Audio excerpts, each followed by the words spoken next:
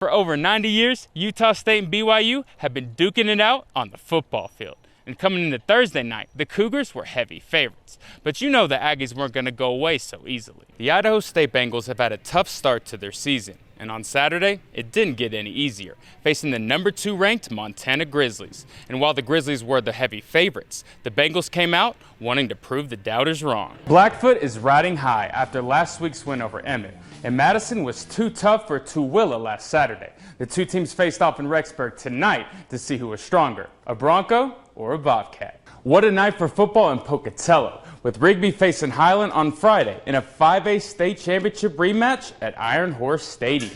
One of Idaho's most historic rivalries was on slot for this afternoon, with the 58th annual Emotion Bowl kicking off at Rafston Stadium. The Eastern Washington Eagles were on an 18-game winning streak and undefeated in Big Sky play with a record of 16-0.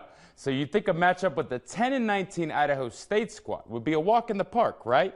Well, not so fast, my friends, because the Bengals were ready to ball. We may have to wait until fall for football season, but here in the month of April, the Idaho State football team is getting ready to spring forward into next season. And what a game it was here in Lavelle Edwards Stadium. And while these two teams might not meet for the foreseeable future, I know BYU fans are going to be singing Darius Rucker for quite some time. Reporting here in Provo, I'm Cole Sams. And one of those players that got an opportunity was your favorite sports anchor. Yeah, that's me with the throwback Magic Shack jersey. I could say that I had a great time, and watch this. I put up some buckets in the process, and all for a good cause. I expect nothing less from Cole Sams. After some Highland free throws, Rigby has one last chance at tie. And watch what Jack Bodero does to do just that. Sinking the game-tying 3 from the corner as time expires, getting the entire city of Rigby on its feet. A Sportsline top play nominee for sure, but Rich Barella and the Rams would not be faced in overtime. Barella with a step back and a swish, and blows by the defender for the easy bucket, as the Rams go on to win this one over Rigby in overtime, 64-54. With under a minute to go, Harwell drives down the lane and slams it home to bring Century within 1. And after a pair of Ram free throws, Harwell pulls up from 3, and bang, ties the game up with 3 seconds left. Jaden Wright trying to quiet the crowd, pulling up from 3 and nothing but net. Wright doing it on both ends, blocking that shot into oblivion. Jack Parker is going to back down the defender, and he looks like Dirk with the fadeaway from mid-range. But Barrett Wilson would respond by taking it to the rim and putting down a massive jam on the drive.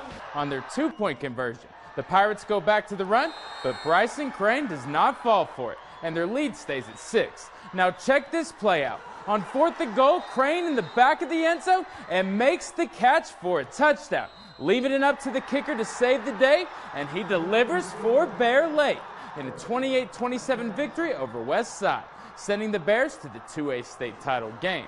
Echo Hawk is going to get the carry near his own goal line. He bounces to the outside, and look at him go down the sidelines, and nobody is going to catch him on his way to a 98-yard touchdown run. What a terrific play by the junior running back. Now on their next possession, the Oregon commit Kenyon Sadiq goes deep. And you know what that means. No one comes close to him on his way to the end zone. And he is going to celebrate with a little gritty. Gotta love it from the superstar. But the new Oregon commit was ready to make a play. He does what he does best, goes deep downfield and catches it right in stride. Jackson Corbett tries to make the tackle, but he's not fast enough. Gives Skyline and Sadiq 6. The Titans, though, would strike back. Taven Oswald finds a leaping Ryan Johnson to put some points on the board for Thunder Ridge. Next drive for Hagerman, and Cole Rowley shows off his skills. He says, "Get off of me," and races his way to the end zone for another touchdown. And check this play out. Zeltner has nowhere to go, and he gets tackled right next to a 1928 Ford model. Brigham Perman catches in the flats and is off to the races. He says, "Get off of me," to a Warrior defender on his way to the end zone. And Jackson Grimmick goes back to pass looking deep for his favorite target, Javante King, and King makes a tremendous catch along the sideline. He gets the carry and sprints upfield, breaking a multitude of tackles on his way to the house. A 60-yard scamper, and finishes off with a flip in the end zone. Closing seconds of the first half, Bourne kicks it out to Sophia Cavello, who is buckets from three. Utah State came out on the field looking to send a message. The backup Cooper Legault shows off his skills on the ground, taking it in from 7 yards out to make it 7-zip Aggies. Next possession for the Cougars, Jaron Hall hits Keanu Hill in the flats, and Hill is off to the races, all the way to the end zone to tie the game at 7 apiece. Utah State trying to respond, but Legault's pass is intercepted by Max Tooley, who sees nothing but daylight in front of him on his way to a pick six. The Aggies would rally to make it 17 all at half, but BYU would be on fire in the second half. Hall hits Cody Epps in the flats, and Epps would do the rest. The Cougars are running away with this one. Christopher Brooks with the final nail in the coffin, taking it in from 18 yards out for another BYU score, leading the Cougars to a 38-26 victory over Utah State in the Wagon Wheel Trophy. Our sermon service and electric athlete of the week has had a spectacular season for the Pocatello Thunder, leading the team to a 20-1 record and has the Thunder in prime position for another state title appearance. Our athlete of the week is junior guard Julian Bowie. When you go to the pit at Pocatello High School, there is one player that you will see make play after play after play. Junior point guard Julian Bowie runs the show for a Pocatello Thunder team that has just one loss on the season. Kind of moved into a point guard spot this year. Last year I was kind of off ball playing shooting guard and we had Ryan Payne.